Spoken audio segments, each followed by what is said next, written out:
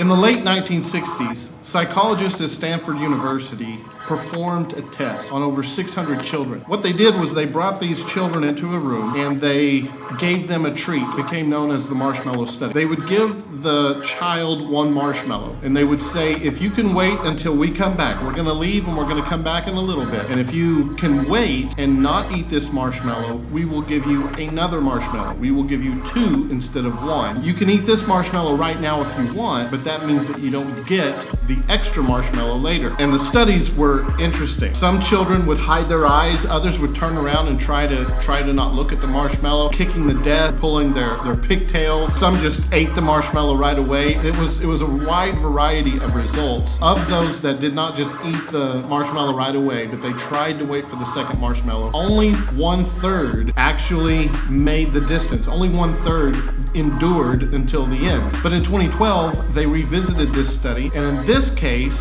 they decided that they were going to split their test subjects into two groups. Group number one was given a fulfilled promise right before the study. Group number two was given an unfulfilled promise right before the study. Of those that had received an undelivered promise prior to the study, most of them ate the marshmallow right away. Of those that had received a fulfilled promise right before the study, most of them were able to wait until the person came back. In other words, they found that trust was a major factor. If they trusted that the person that promised, if you don't eat this marshmallow until I come back, I will give you another one. I will come back in a few minutes. If they trusted that that person was telling them the truth, they are much more likely to wait until that person comes back. Of those that had an unfulfilled promise, when they performed the study, they didn't trust. Maybe this person's not coming back. When they come back, maybe they're going to take this marshmallow away. When they come back, they're going to say, sorry, you only get one marshmallow. There was distrust there. So they thought, well, I might as well just eat this marshmallow now because I don't know what's going to happen later. Those of you that are currently going through some kind of a test, all of us are going to hit those dark times. All of us are going to hit the valleys where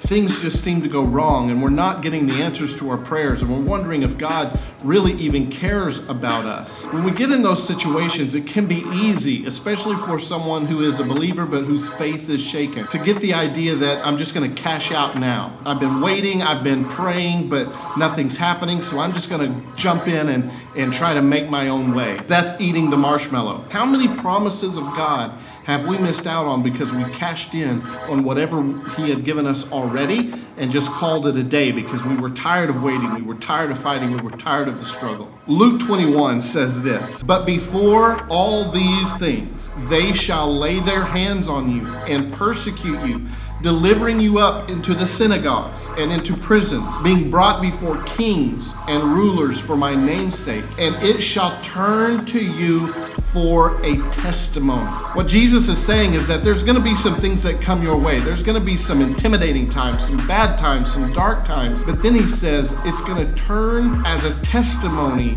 for you. And Revelations 12 and 11 tells us that we overcome by the blood of the Lamb and by the word of our testimony.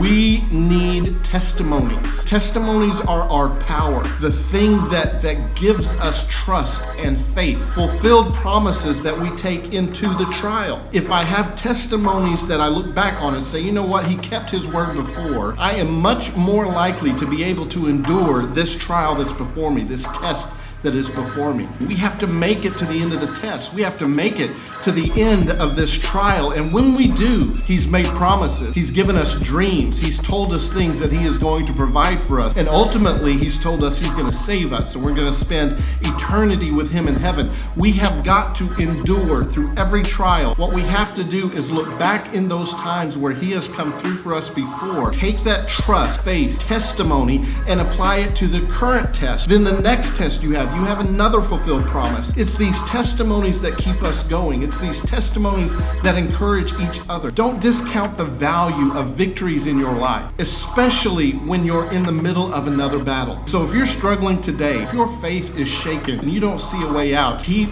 going. Just make it through this one. God is going to come through, does show up in exactly the right time, and He's not going to come in and deliver you out of it if it's going to stunt your growth for something greater later. This is a test. It's going to become a victory. You're going to need this victory, this fulfilled promise, because you're going to face another battle. And you need to understand in the middle of the next battle that last time he kept his word, he's going to keep his word this time. God always comes through with his promises. And he has another marshmallow. He has another fulfilled promise, another victory in store for you if you just keep going, keep waiting, keep trusting. Do not cash in, and God will deliver you another testimony.